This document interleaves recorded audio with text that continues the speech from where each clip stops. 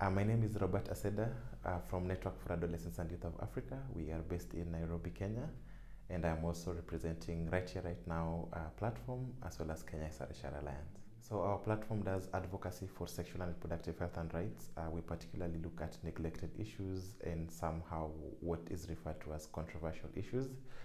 We advocate for comprehensive sexual and reproductive health and rights. That includes access to safe and legal abortion, youth-friendly services, comprehensive sexuality education, and an enabling environment where young people are meaningfully involved to claim their rights. I am in Geneva to participate in the pre-sessions for the Universal Periodic Review of Kenya. Kenya will be undergoing review next month, and we are here to talk to states to get favorable recommendations on key issues on sexual and reproductive health and rights. In terms of the 4 key issues that we presented, one of them was inadequate access to sexual and reproductive health and rights services for young people.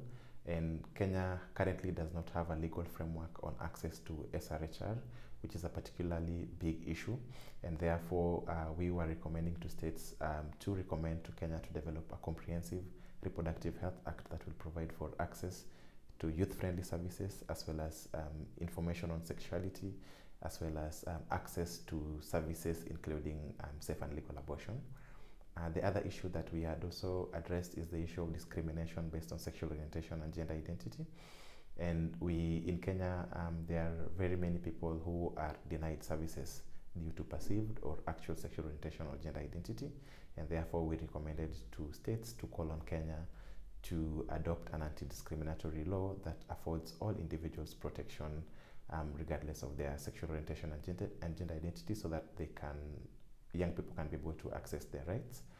We also looked at maternal mortality in Kenya due to unsafe abortion, and we called on states to ensure that Kenya reinstate standards and guidelines on access to safe and legal abortion as provided for by the Constitution of Kenya. The other issue that we raised was on the issue of inadequate access to comprehensive sexuality education, whereby young people are not able to access information. And according to statistics and research that has been done and information on the ground, one of the information that young people are looking for online at home is what is sex, for example, what is sexuality, how can we be able to live positive and healthy sexual lives.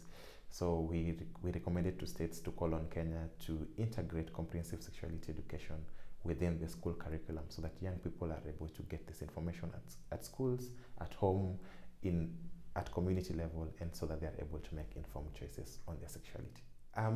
The UPR is quite a unique process. I have participated in treaty monitoring bodies before, but that mostly involves working with experts. But the UPR gives you an opportunity to be able to engage states one-on-one. And from previous UPR recommendations, we've actually seen action taken on the ground. So we feel that this is a particular process that is very important for young people to be able to engage in. I think it's important for us as youth advocates to be able to use the wide range of accountability mechanisms that are available to us. From our platform, we've been able to use treaty monitoring bodies, the Human Rights Council, and now the Universal Periodic Review, because we think that it is important to reinforce that sexual and reproductive health and rights are indeed human rights, and that we have opportunities to continue holding our governments to account for sexual and reproductive health and rights. Organizations such as SRI do an incredible job in linking up local and national organizations with such critical spaces. For this week, I feel supported because they were able to organize for me various meetings with different diplomats.